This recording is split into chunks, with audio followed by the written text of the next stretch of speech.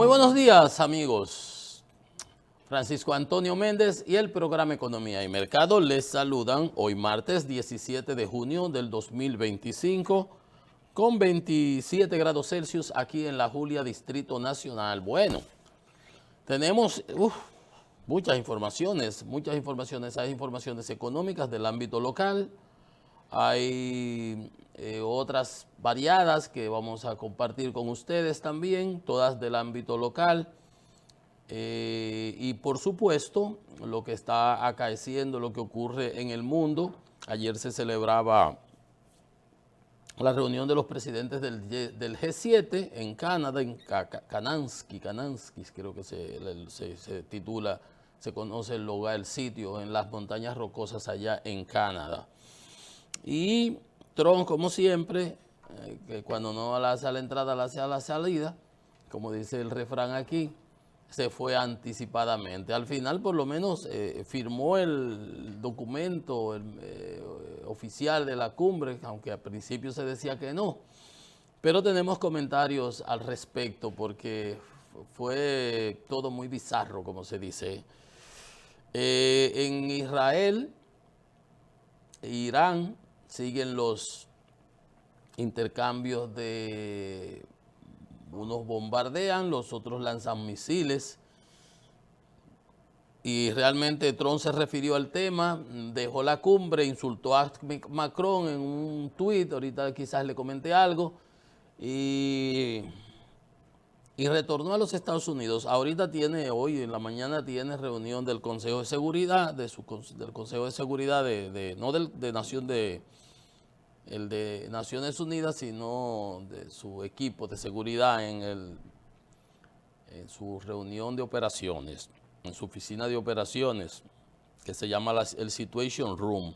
Los mercados variados, ayer subían, bajaban, etcétera, etcétera. Estaban en rojo, después se ponían en verde, el petróleo para arriba, como ustedes se pueden imaginar, está en 71,28 ahora mismo en tiempo real en la Bolsa Mercantil de Nueva York. Y los contratos a futuros del Standard & Poor's, de Dow Jones, del Nasdaq, todos en negativos.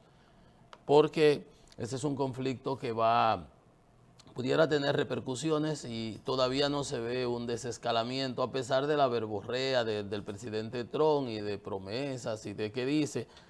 Porque como yo le decía ayer en un detallito importante, aquí falta estrategia. Y es más el querer aparentar y el querer llevarse las lauros y las palmas, como lo decía él mismo. Ay, no me dan el suficiente crédito. Que te quieres asignar créditos que no tienes. Que yo fui que intervine en el conflicto Pakistán y la India. Y los indios dijeron, eso no es verdad. Solo manejamos bilateralmente. Que me llamó Xi Jinping cuando estaban en el lío comercial, que después subió a la escala de las tarifas 145% y China le puso 125%. Y ya cuando estaban en ese nivel ya no había nada que hacer. Y que ellos tienen que llamar, que ellos tienen que asumir los impuestos.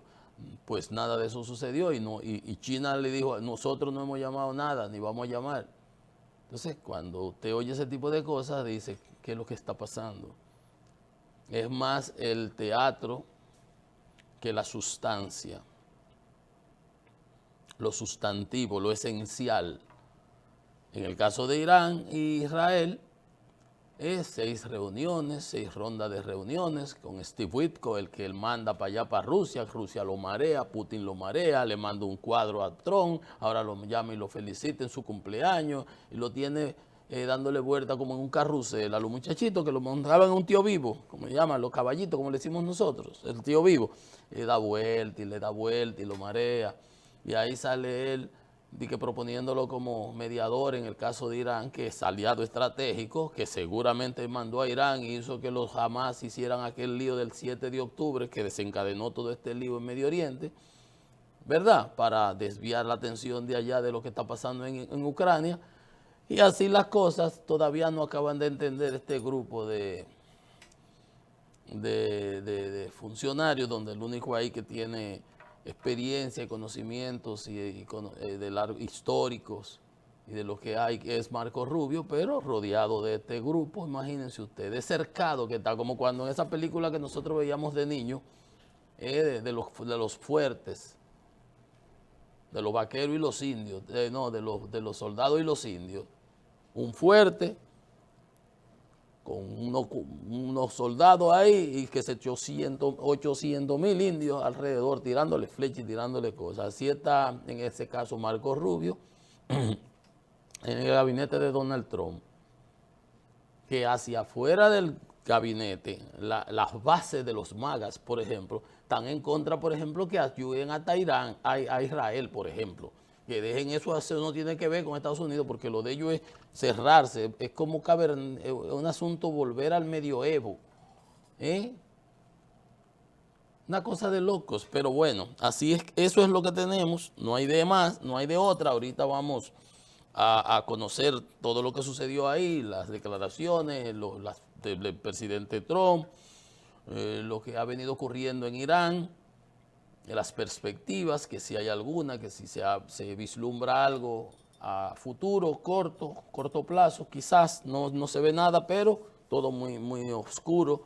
Nada más lo único que retumban son los cañones y las declaraciones del presidente Trump, que obviamente, como presidente del país más, de la nación más poderosa del mundo, obviamente tiene trascendencia. Tiene trascendencia. Miren, pero vamos a los temas locales rápidamente a conocerlos. El tema Jet Set, el Ministerio Público presentó, justifica sus medidas, su solicitud, está para conocerse mañana. La suspensión que hubo, están detenidos Antonio Espaillá, su hermana, creo que la hermana tiene arresto domiciliario, que era la gerente del local, que ayer dábamos informaciones de lo que había salido en la prensa, que decían personas ligadas a la empresa, que habían recomendado suspender la fiesta, que habían llamado, que habían dicho que se está cayendo el techo, que ha pasado tal cosa. Todo eso lo conocimos ayer, son informaciones que están ahí. El peritaje ya se sabe, se cayó, sabemos que fue por sobrepeso, las vigas no estaba soportando, bueno, todo eso. Y obviamente la acusación es por homicidio involuntario. Involuntario porque evidentemente nadie quería que eso sucediera. De hecho, la señora Maribel, la gerente, la hermana de Antonio Espaillá, fue herida y duró mucho tiempo interna, y el esposo creo que todavía sigue interno, que estaban sentados juntos. Se salvó de chepa. Y el Espaillá, Antonio, no estuvo, se salvó porque no estuvo ahí, porque estaba en el exterior. Si hubiera estado en el país, ahí hubiera estado contado entre las víctimas también. O sea, obviamente que es involuntario. Y decíamos ayer, y es nuestra posición personal, que no había necesidad de mantener a esas personas, pedir 18 meses de prisión, más que eso no es más que tirarle como que carnes a las fiebras en el Coliseo. Y que esa detención, dejarlos presos cuando ellos fueron, lo que tienen que someterlo inmediatamente, ya la investigación se hizo, qué es lo que hay que dar, que declarar complejo. ¿Complejo de qué? Eso es simple. Eso no tiene complejidad, ya se tiene el peritaje, ya se sabe, tiene ahí todas las cosas, ya tiene un expediente, lo presentaron, lo dieron a conocer, ya, sométalo. Lo que se hizo, tenía que someterlo inmediatamente y no había por qué dejarlo detenido. Ponerle su fianza y que se vayan y que presenten periódicamente como se tiene que hacer las cosas. Bueno, esa es nuestra posición, mi posición personal, que no veo ninguna razón para eso. Además de que las sanciones que contempla el código, y por eso Jenny Berenice hablaba ayer de lo irrisorio que es, habla de 3 meses hasta 2 años. Mañana un juez puede determinar, por ejemplo, que la sanción es de 3 meses o 6. Y si duran 18 meses preso, entonces párate, porque se esté haciendo un caso que no hay necesidad, van a sobrepasar la pena, pero 18 meses, año y medio. Entonces, no podemos estar con ese populismo penal para agradar las gradas y la gleba vociferante, porque la ley está escrita, es lo que la ley dice, los artículos, la ley es la ley y se aplica para todo el mundo. no la puede usar así para este y de esta manera para este o este otro. No, lo que dice ahí es lo que se aplica. Y lo que se critica muchas veces aquí es que lo ancho para uno y lo estrecho para otros. Si un pobre se roba un pollo, le meten 10 años. Si un rico se lleva un banco entero, no le pasa nada. O le pasa muy atenuado. Y cuando sale de ahí, pasa el tiempo ahí, a domiciliario o un arresto que es prácticamente un resort, y después se queda con todos sus bienes. Bueno, pero anyway, por eso decíamos, la ley es la ley. Y la misma Jenny Berenice, cuando decía el Código Penal, que decíamos ayer, como dice Masaya, el monseñor, si fuera un préstamo ya lo hubieran sancochado, no sancochado, no, sancochado, como decimos nosotros, aquí a la brigandina, lo hubieran pasado sin leerlo, como acostumbran. Pero como están las tres causales, el gobierno no se quiere tirar eso, quiere jugar populismo para aquí, para acá, mantenerse frío con todo su grey de su gente rara por allá. Anyway, pero bien, por eso ella tenía razón y yo la apoyaba en eso. Sin embargo, hoy, que ahí es donde quiero llegar, dice, Jenny Berenice justifica los 18 meses de prisión por alta lesividad social del caso de Yesenia. ¿De dónde se inventó ella que en el Código Procesal Penal está estipulado que por alta lesividad social tiene 18 meses? Que yo sepa, no. Eso es simplemente para seguir jugando al populismo penal. Dice ella, siempre lo hemos hecho así. Sí, lo han hecho mal. Y entonces es como el que mete la pata y la corrige a tiempo, en este caso no a tiempo, llevan 5 años haciéndolo mal, abusando o haciendo uso populista político de eso para obtener capital político. Por eso quizás está ella en esa posición. Pero ya estás ahí, ya lograste lo máximo en el tema judicial. Ya de ahí tú no vas para la Suprema Corte, o quién sabe, como está pegada, a lo mejor después la matan para la Suprema. Entonces, ¿de dónde eso de que por alta lesividad social? Sí, hizo un daño, esa tragedia hizo un daño increíble. 174 huérfanos, la cantidad de personas, todas humildes, encumbradas, todos son iguales ante Dios, pero de verdad un daño importante. Pero eso no está tipificado como que eso justifique para que le den 18 meses. Bueno, que la Procuraduría tiene una visión enfocada para intentar resarcir a los ciudadanos con los hechos que tienen alta lesividad social. ¿De qué manera, trancando a esa gente por 18 meses, usted está resarciendo a los ciudadanos? ¿En qué le da a las personas que le fallecieron sus familiares un resarcimiento el trancar a esa gente, mantenerlo 18 meses, si no es lo que dice la ley? De ninguna manera. La parte civil, la compensación económica, que tampoco va a resarcir el daño. Pero, si ustedes ven toda nuestra trayectoria, en este caso no hemos sido distintos, sí. Siempre han estado errados, equivocados y usando ese mecanismo como una manera de sanción previa sin que los jueces intervengan. Independientemente de que en este caso se entiende y se comprende que sí hay el homicidio involuntario. Pero ustedes no son un juez, como decía doña Miriam en una ocasión, a ella misma. Porque todas esas cosas que doña Miriam decía entonces, era a ella que se la decía. Que era la que en realidad era la procuradora. Doña Miriam la tenían ahí como un tótem, para que hiciera el bulto. Y ella y Wilson Camacho eran los que se encargaban. Bueno, yo no voy a echar más pleito con esto, no me parece, y además de que alta lesividad social, oiga, y que siempre lo hemos hecho así, sí, entonces, siempre lo han hecho mal, y podía ser un buen momento para corregirlo. Porque por ejemplo, ¿por qué no está preso Jochi Gómez? Yo no quiero que estén presos. Jochi Gómez, Hugo Vera, fulano y sotano y el otro y mengano, ¿no están presos? ¿Ve? Abro esta, pero esta no. Para que ustedes vean. Miren, hay cosas que hay que hacerlas como Dios manda. Se suspendieron los vuelos entre Venezuela y República Dominicana, afectando a todos esos venezolanos que viven aquí, pero el gobierno de facto, de gobierno ilegal de Maduro, que se robó las elecciones, el señor de Venezuela, el Maduro ese, se robó las elecciones, no quiso fraude, no, se las robó, robadas. Pero bueno, eso ya es otro tema. Suspendieron los vuelos y las relaciones diplomáticas y todo ese tipo de cosas. Bueno, habían unos artistas dominicanos allá y Sergio Vargas, mi amigo Sergio, le pidió, mire, el asunto de los vuelos, y él salió y de una vez dijo, sí, se restablecen los vuelos. Y se ha armado un revuelo, valga, no hay redundancia, pero revuelos, se ha armado un revuelo con eso, porque entonces la gente ha empezado a llamar a la línea aérea, pero señores, esto no es usted no anda como usted no se, hay gente que no se va a recordar de esto y quizás tampoco nunca lo vivió, nunca se montaron en un carro de concho. Pues uno, el que se montaba en carro de concho para ir a la universidad, para ir al trabajo, para lo que fuera, cuando iba uno decía, chofer, déjame cuando cruce.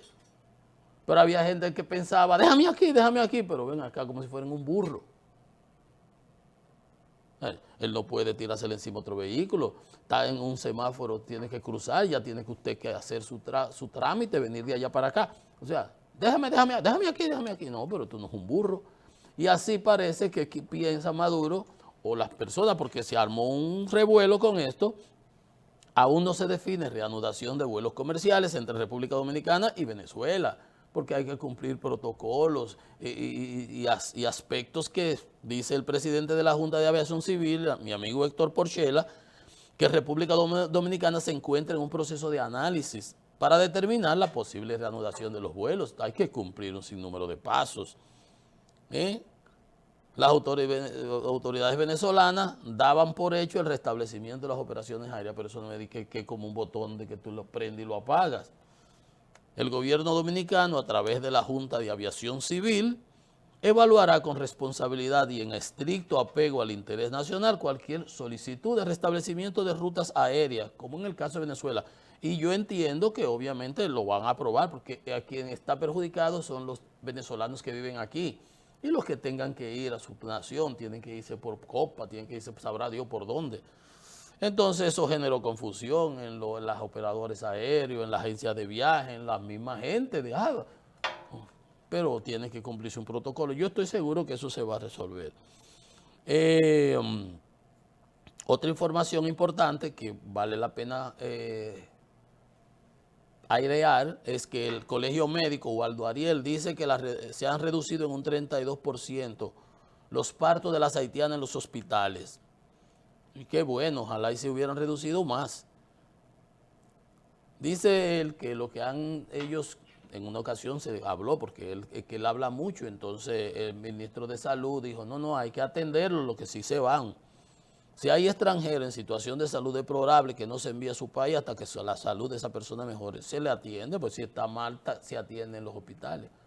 Pero no por eso nosotros vamos a seguir destinando nuestro presupuesto para que Haití mande aquí a parir la ONU, el OIM, Organización de Inmigración, el Vatican News que salió hablando de que refugiados, aquí nosotros tenemos refugiados, señores vaticanos.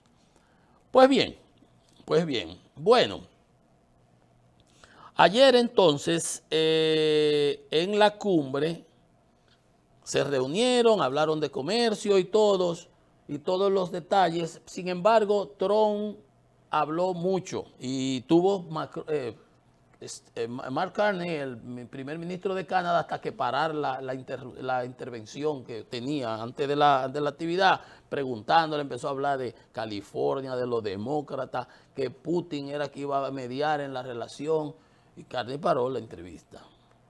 Entonces se fue antes de tiempo, convocó al Consejo de Seguridad Nacional en Washington, salió de Kananaskis, se llama el sitio en Canadá, dice, tengo que volver temprano. No se sabe a qué, un día antes, porque hoy seguía las reuniones, tenía reunión con diversos presidentes. Pero dijo varias cosas interesantes e importantes que son Habló mucho de que todavía era tiempo para negociar, que hubiera querido que Irán no puede tener arma nuclear. Lo dije una y otra vez, todo el mundo debe evacuar inmediatamente Teherán. Las filas en Teherán son kilométricas. Las estaciones de combustibles atestadas de gente, 10 millones de habitantes, imagínense.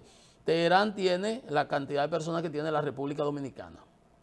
¿Para dónde se van a meter esa gente? Los bombardeos israelíes, que tiene total control aéreo, como yo le decía ayer, esa es una situación que en términos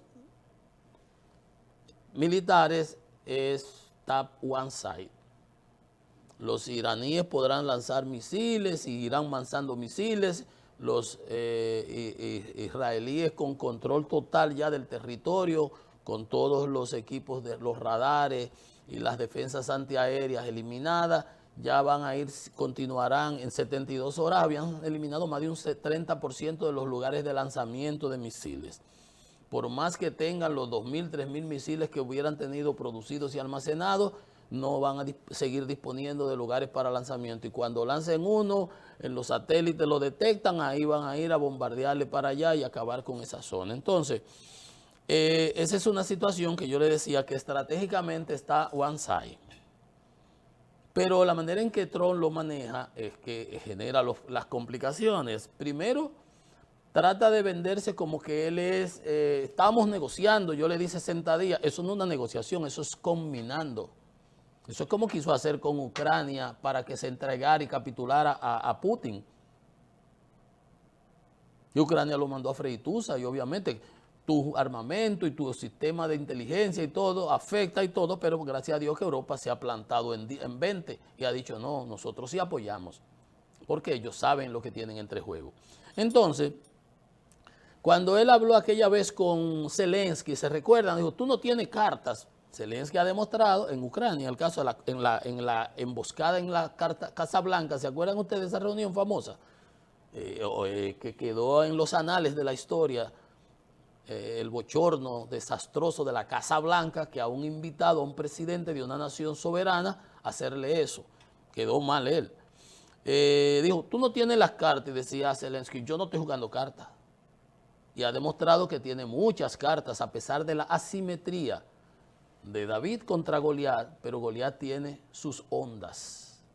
Aquella onda que la dice la Biblia, que le tiró y le dio por la 100, y lo tumbó y mató al gigante, esa es Ucrania. Demostró los otros días, le destruyó el 30% de la aviación estratégica, sigue destruyéndole fábricas de municiones químicas, de amonio, de nitro, de fertilizantes que producen la nitroglicerina, el amonio, acetona, para los propeles para la fabricación de combustibles sólidos, municiones, fábricas de armamentos, de equipos ópticos, de equipos láser, de equipos electrónicos. Es enfocado en la logística, las refinerías, etcétera, básicamente. Entonces, sí, tiene muchas cartas que jugar. Y si tú le hubieras dado el apoyo y no estás con tu romance con Putin, mejor le estuviera yendo a Ucrania. Pero igual aquí en Irán. Dice, yo diría que Irán no está ganando esta guerra. O sea, para él es como un juego. Aunque habla de detener lo sangriento y las destrucciones y eso, ya deberían hablar inmediatamente, antes de que sea demasiado tarde. Esa es la manera en que él se maneja. A Israel le está yendo bien. Entonces, con esas actitudes, lo que genera es más escalamiento, porque Irán tiene el apoyo de todos los países árabes, en cierta medida, entre comillas, porque Irán ha sido el país que ha financiado el terrorismo en la zona. Pero Irán amenazó que iba a atacar las bases militares norteamericanas, que están todas desplegadas en la zona, si Estados Unidos lo atacaban, si le atacaban. Y de hecho, Estados Unidos está apoyando a Israel. Lo que pasa es que si Irán hace esa jugada, va a provocar un involucramiento directo de Estados Unidos. Y obviamente, si no está pudiendo ni siquiera con Israel, como yo le decía, es cuestión de tiempo, ¿cómo va a aguantar pero eso puede tener consecuencias mucho más allá por el asunto del estrecho de Hormuz, por el asunto económico del petróleo. Entonces, la gente pidió a los ciudadanos estadounidenses que no viajen a Irán por ningún motivo y que los que estén salgan y que la gente salga de Teherán. Es una situación complicada porque hasta que Tel Aviv, Israel, no logre el objetivo fundamental, que es eliminar los proyectos de producción de enriquecimiento de uranio, y todavía le queda Natán y que son los nombres, se me olvidan, otro lugar ya los ha atacado en la parte exterior, lo de arriba, lo que ha podido. Ayer veíamos cómo bombardeaba en la estación de televisión y la muchacha hablando ahí en vivo, tuvo que salir a la carrera. Nada más me recordó aquella vez el terremoto de Haití, que estaba yo en la oficina y estaba viendo un programa y estaban hablando ahí los muchachos y salieron a la carrera con el temblor. Yo estaba en 8º piso, nada más tuve que quedar sentado porque no tenía por dónde coger. Bueno, entonces dice Netanyahu que se circuló que Trump le pidió, que le dijo que no mataran al Khomeini, al Ayatollah. Israel no se ha referido al tema, pero en Estados Unidos sueltan esas cosas como para decir, pero dije Netanyahu, no, pero eso no va a complicar el problema, eso lo va a resolver. Esa es la manera como Israel lo ve. Que Israel está haciendo lo que tiene que hacer. Hoy es Tel Aviv, mañana será Nueva York.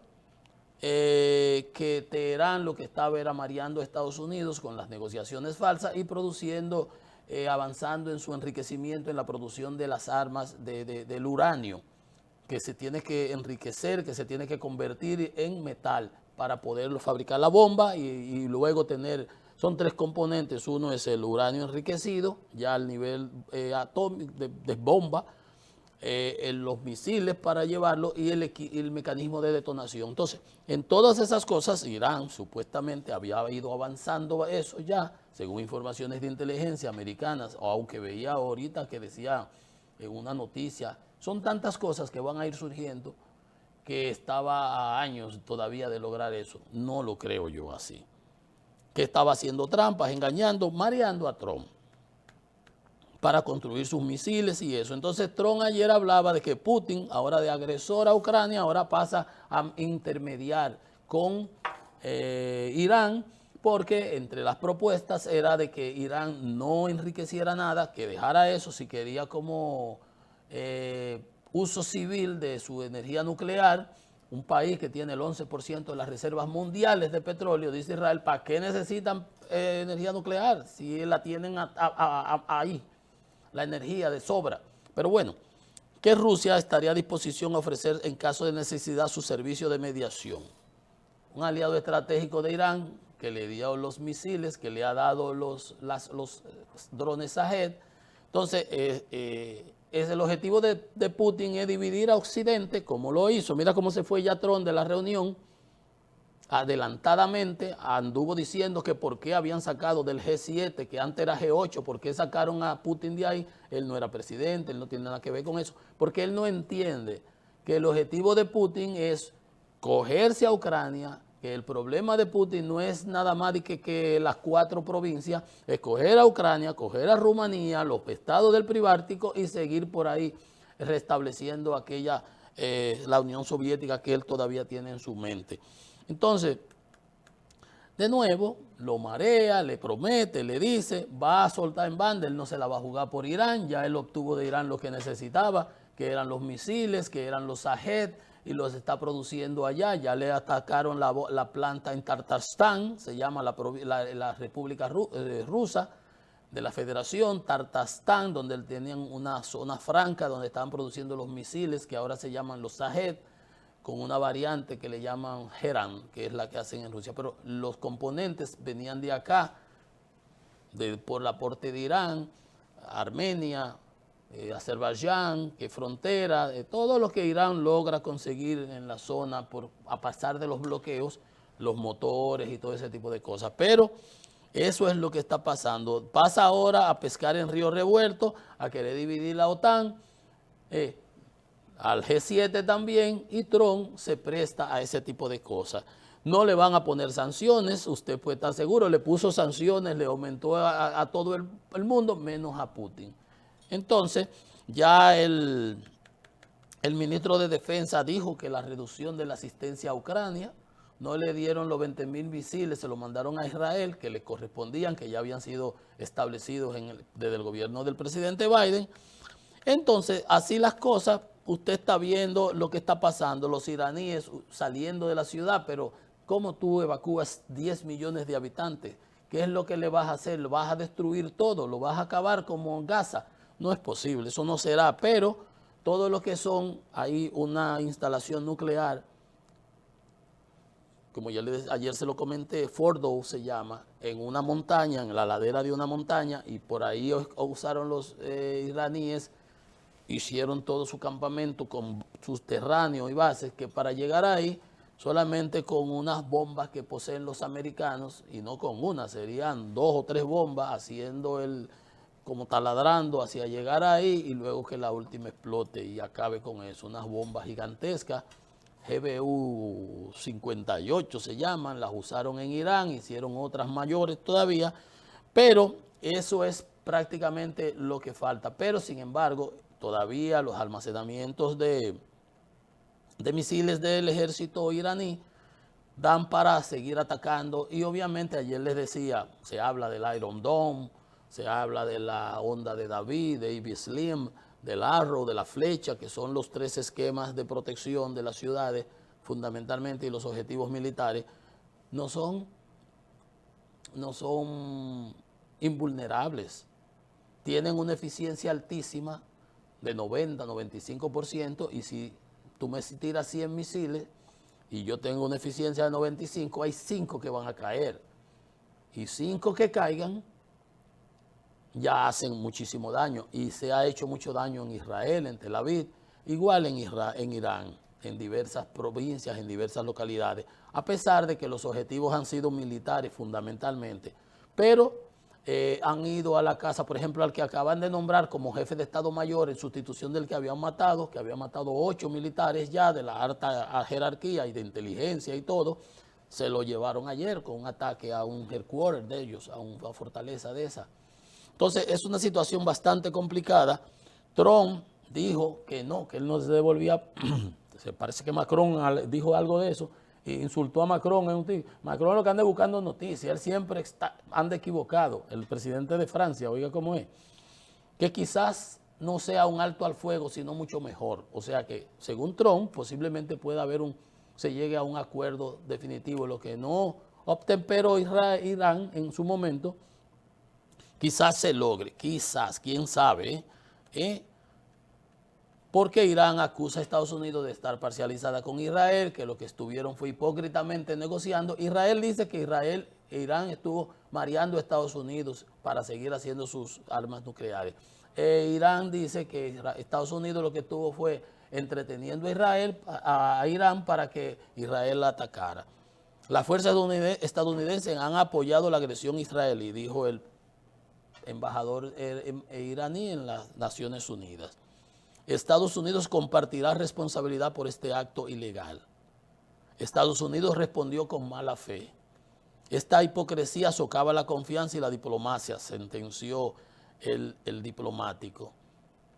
Esas son las cosas que usted está viendo. Entonces Trump dice que va a una cosa, dice que no, que quizás se obtenga mayor. La verdad, como yo le dije ayer, Israel no va a parar hasta que él no acabe con esa instalación de enriquecimiento que se llama Fordow, que está profundamente en la ladera de una montaña, protegida por la montaña, y ese sería, si todo lo que hizo se queda sin resolver esa parte, no hizo nada.